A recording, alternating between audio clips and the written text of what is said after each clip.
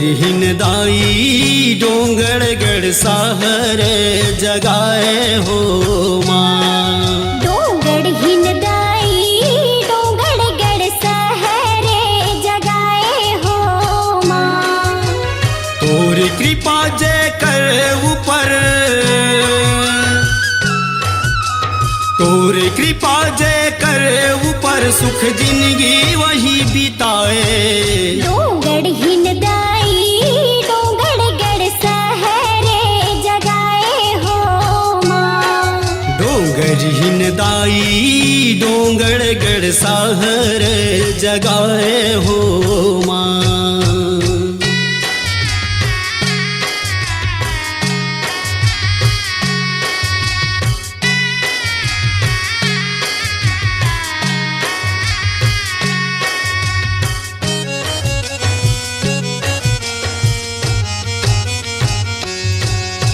सबले ऊंचा तोर महल है, झंडा जे मला हरावत है, झंडा जे मला हरावत है। सबले ऊंचा तोर महल है, झंडा जे लहरावत है, झंडा जे लहरावत है।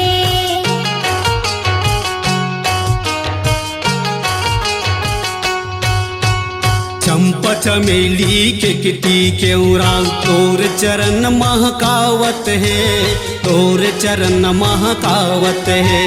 चंपा चमेली के किटी केवरा तोर चरण महकावत है, तोर चरण महकावत है। शोभा तोर बरनी ना जाई, शोभा तोर बरनी ना जाई बमलाई नाम धराए। डोंगरहीन दाई डोंगरगढ़ साहर जगाए हो माँ। डोंगरहीन दाई डोंगरगढ़ साहर जगाए हो माँ।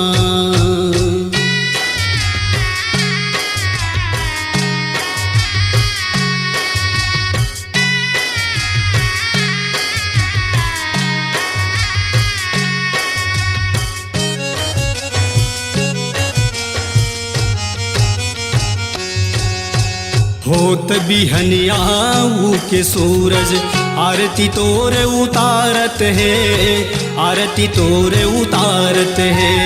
होत बिहनिया के सूरज आरती तोरे उतारत है, आरती तोरे उतारत है।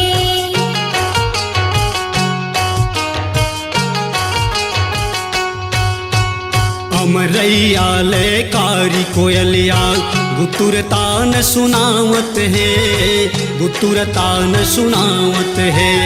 अमरैया ले कारी कोयलिया गुरुतुर तान सुनावत है, गुरुतुर तान सुनावत है। दिन दुखिया लंगड़ा लुलवा के, दिन दुखिया लंगड़ा लुलवा के सबके हो बेसहाई। डोंगरहीन दाई डोंगरगढ़ साहर जगाए हो माँ। डोंगरहीन दाई डोंगरगढ़ साहर जगाए हो माँ।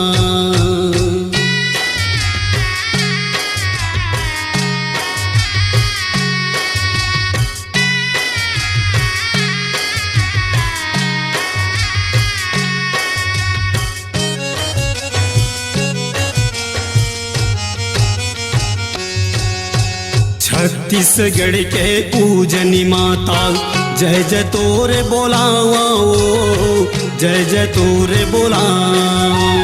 छत्तीसगढ़ के पूजनी माता जय जय तोरे बुलावा, जय जय तोरे बुलावा।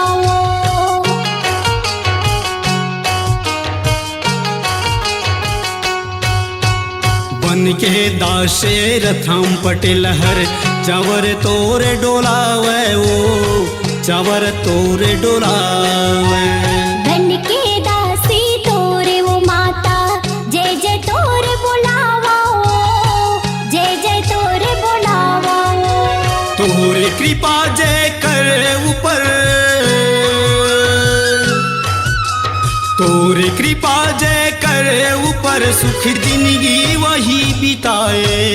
डोंगड़ हिन दाई डोंगड़ गड़ सहरे जगाए हो माँ। डोंगर हिन दाई डोंगड़ गड़ सहर जगाए हो माँ। तोरे कृपा जय करे ऊपर तोरे कृपा जय करे ऊपर सुख जिंदगी वही बिताए।